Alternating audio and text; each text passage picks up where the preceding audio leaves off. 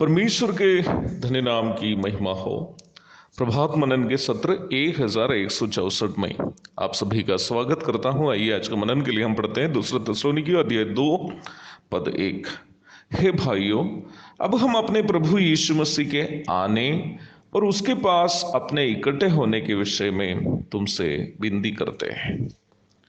प्रारंभ में पढ़ी गई पद में प्रभु यीशु मसीह के आगमन का परामर्श थिस्सलुनीकियों को भेजी गई पत्रियों में प्रभु के आगमन के संबंध में पंचम परामर्श है।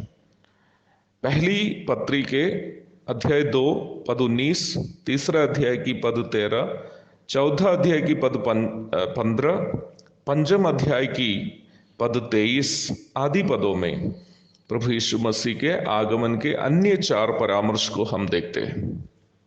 प्रभु यीशु मसीह का आगमन उन सभी विश्वासियों के लिए एक बड़ा आनंद की बात है जो वास्तव में प्रभु से प्रेम करते हैं।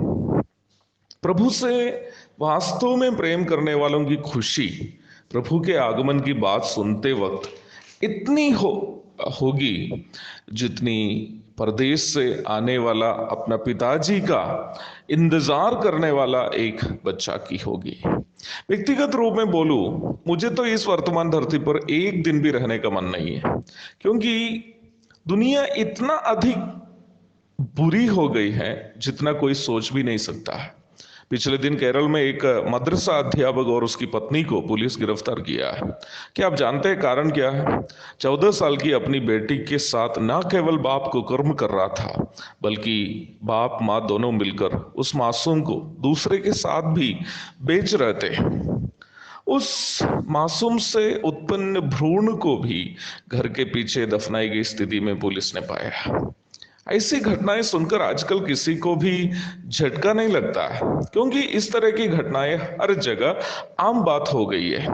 वर्तमान संसार हो या कलीसिया, पाप के साथ मिलजुल कर जीना सीख लिए हैं। पाप से सड़ने वाला वर्तमान धरती पर केवल वही जीना पसंद करेगा जिसका संबंध प्रभु से बढ़कर संसार से है। जो वास्तव में उद्धार पाया है वह संसार से अलग हुआ व्यक्ति है। उनका नाता संसार से बढ़कर प्रभु से और प्रभु के लोगों के साथ होंगे। परंतु वर्तमान संसार में बहुत सारे तथाकथित मसीहियों का नाता प्रभु से और कलीसिया से बढ़कर संसार से इसलिए है क्योंकि प्रभु से उनका संबंध केवल नाम मात्र है और संसार से उनका संबंध बहुत मजबूत है। आजकल ऐसे ऐसे विश्वासी भी कलीसियाओं में हैं। अविश्वासी से शादी करने के लिए कलीसिया को छोड़कर मंदिरों में और रजिस्ट्रार ऑफिस आदि में जाकर शादी करते हैं और कुछ महीने के बाद बेशर्म होकर अपना अविश्वासी साथी को लेकर कलीसिया में आते हैं और आगे यही लोग यीशु मसीह के आगमन के बारे में बोल बोलकर विश्वासियों को भावुक कर देते हैं। वाह रे वाह! यदि आप वास्तव में कलीसिया के सदस्य होते तो आप कलीसिया के बाहर जाकर अविश्वासी से शादी नहीं करता। आप कलीसिया के हिस्सा नहीं था, इसलिए आप कलीसिया के बाहर आपके अपनों से शादी की है।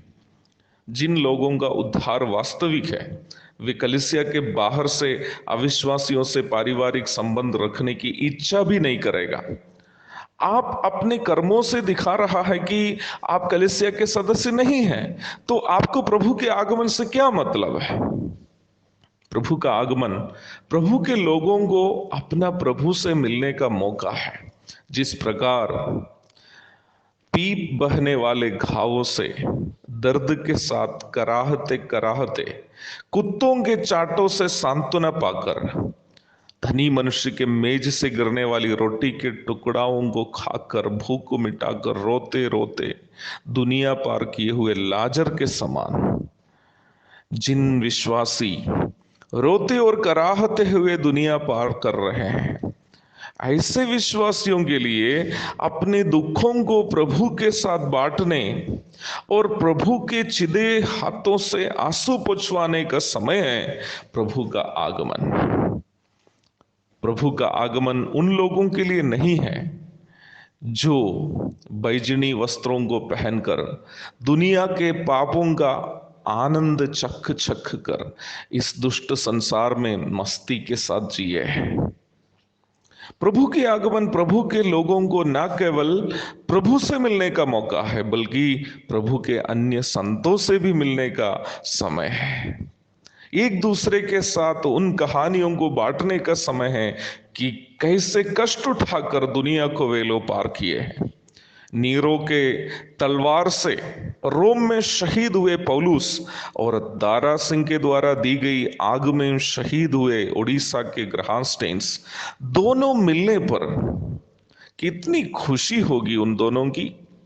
प्रभु के चिदे हाथों को देखकर वो कितने गर्व महसूस करेंगे और आनंद की आंसू बहाते हुए वो भी ये बात सोचकर खुश हो जाएंगे कि उन्हें भी तो मौका मिला कि प्रभु के लिए प्राण अर्पण करने का। प्रियो, क्या आप सोचते हैं कि उस समय उन कपट विश्वासी भी होंगे जो मसीही कहलाते हुए पापों में संसार में जिया, शराब पीने में, व्यभिचार करने में, जमीन हड़पने में, भीड़ की थैली से चोरी करने में, सेवगाई के नाम में कमाई करने आदि में जो जीवन बिताया, क्या वो भी होंगे पौलुस और ग्राहम स्टेन्स आदि शहीदों के बीच में? जवाब आप ही ढूंढिए प्यारों। यदि प्रभु का आत्मा आपके दिल में पाप का एहसास दिलाता है तो पाप से पश्चाताप कीजिए और अपने आप को सुधारिए और प्रभु के आगमन के लिए तैयार होकर प्रभु के साथ एक व्यक्तिगत संबंध रखते हुए जीवन बिताइए। उसके लिए आज का मनन आपकी मदद करे, प्रेरणा करे। प्रभु के धन्य नाम की महिमा हो। आमीन।